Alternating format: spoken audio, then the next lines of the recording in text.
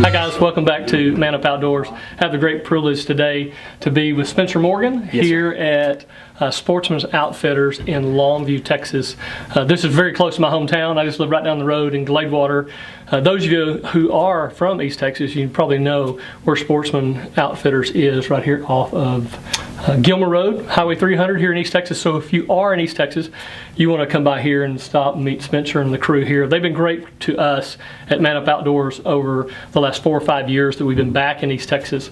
Pretty much everything I do here, Spencer takes care of. So if we are shipping rifles or pistols or putting on scope rings, you probably see them in some of the photographs we put on social media for putting all of our scopes on our Thompson Center handguns.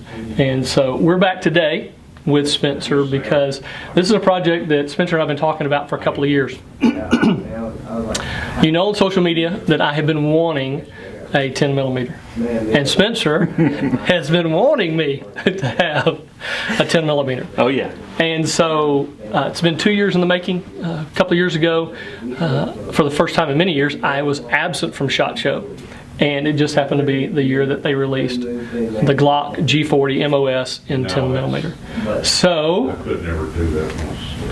we're back, and here it is. It is. It's pretty. I have been wanting this for a long time, as you know. Oh yeah.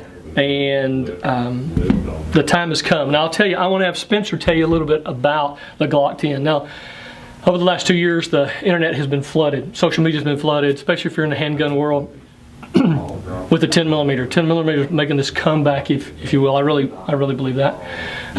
Glock it's not an STI. It's not a Wilson Combat. True. It is not a Dan Wesson, but it is at a price point that most of the guys and girls who watch Man Up Outdoors and watch our gear reviews, it's in a price point that they can afford. Yeah. And so Spencer, why don't you tell us a little bit about the Glock G40? Well, I mean, everybody knows Glock reliability. Price point's great, and just specifically the 10mm, it'll eat all types of ammo, we found. And especially in East Texas, we see a lot of guys buying this gun for taking in the woods, a woods walking gun. Talking deer hunting, handgun hunting, pigs, for sure pigs. Right. I mean, that's the main reason you towed a 10mm, pigs around East Texas. And Glock finally did it, what everybody was wanting, a long slide 10mm. You get a lot of velocity out of that barrel. There's tons of aftermarket goodies, which I'm sure Mr. Mackey's going to get into. And high capacity, you know, you got 15 round mags. Anybody can pick up this gun. It's weighted perfectly where anybody can, of any size or stature, can pick it up and shoot it comfortably, I think. And it's a Glock. I've got a Glock on my hip. They're utterly reliable. Like you said, it's not a 1911, it's not an STI or a Dan Wesson, but it's definitely worth a look in the 10mm line. So. Well, and that's kind of how we got to this point.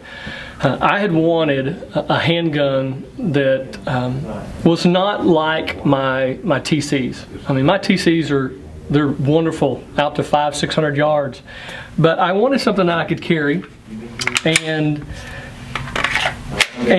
yet fit my hand. I don't have a big hand. I mean, I have a small hand. And what I do like about this versus the G20 was a little bit wider. It felt like, for my small hands, I had a hard time really getting a hold of it.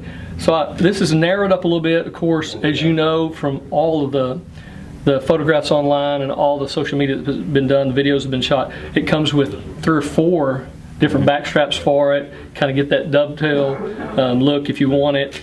I'm really thinking that I'm going to like the way it's set up right here. Now I may add something for a little bit more grip. Oh yeah.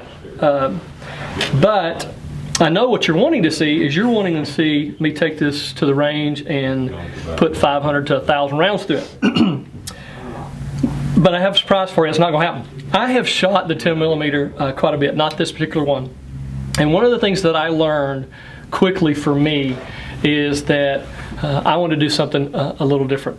So we are taking, literally, as soon as this video ends, we're taking the slide and the barrel off and boxing it up, and this afternoon it will be shipped to Ken Kelly at MagNaPort.